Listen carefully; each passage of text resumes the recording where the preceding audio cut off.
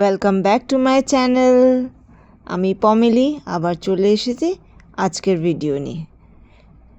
তোমরা যারা আমার ভিডিও দেখো তারা জানো কি আমি কয়েকদিন আগে 3 লিটার দুধ জাল করতে বসেছিলাম পায়েস বানাবো বলে। সেই দুধটা না আমার ফেটে গেছিলো। সেই ছানাটাই আমি একটা কন্টেনারে স্টোর করে রেখেছিলাম, সময় পাচ্ছিলাম না, ছেলের এক্সাম চলছিল।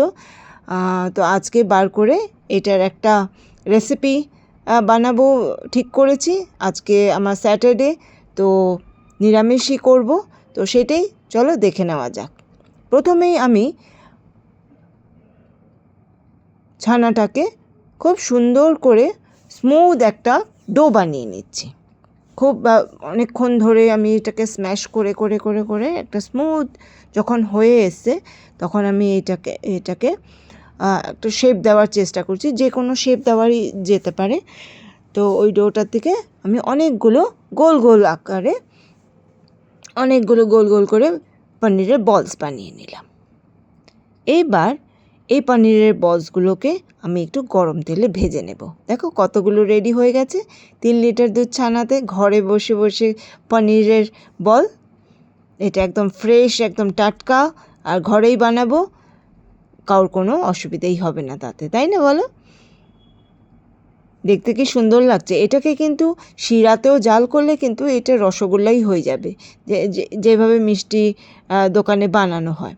তো সেটার জন্য আমি কী নিলাম, টমেটো, কারি পাতা, গরম মশলা, কাজু, কিশমিশ আর কয়েকটা আলমন্ডস নিয়েছি, আর লঙ্কা। সবকটাকে আমি মিক্সার গ্রাইন্ডারে পেস্ট করে নেব। আমার কাছে কাজু ছিল না, তাই আমি আলমন্ডস আর কয়েকটা পিনাটস নিয়েছি। তো এই বেশি কিছু লাগবে না। তো কারি পাতাটা যদি পছন্দ না করো তাহলে স্কিপ করতে পারো।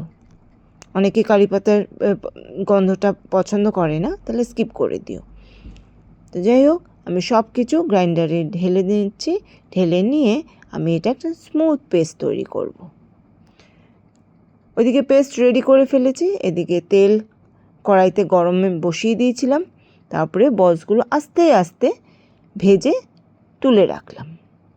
এরপর বাকি যে তেলটা ছিল এই তেলের মধ্যেই একটু আমি কারি পাতা ফোড়ন দিয়ে, কালো জিরে ফোড়ন দিয়ে আমি যে মশলাটা পেস্ট করেছিলাম সেই মশলাটা অ্যাড করে দিলাম।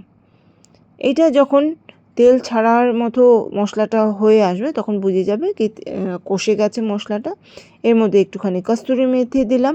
কস্তুরি মেথি দিয়ে একটু নাড়াচাড়া করে নিলাম। খুব সুন্দর গন্ধ বেরিয়েছে।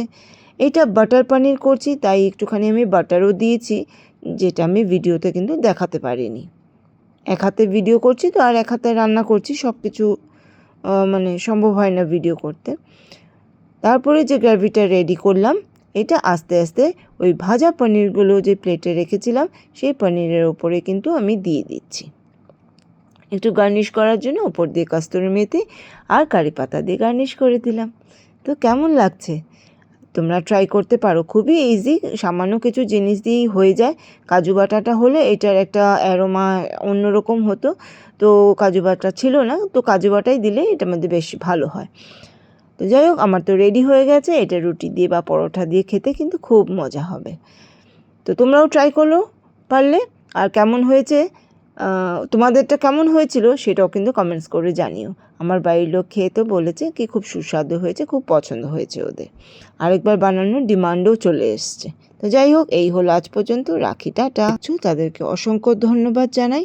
আর যদি আমার ভিডিওটা ভালো লাগে প্লিজ লাইক, শেয়ার আর সাবস্ক্রাইব করে আমার পাশে থাকো, আমাকে একটু সাপোর্ট করো।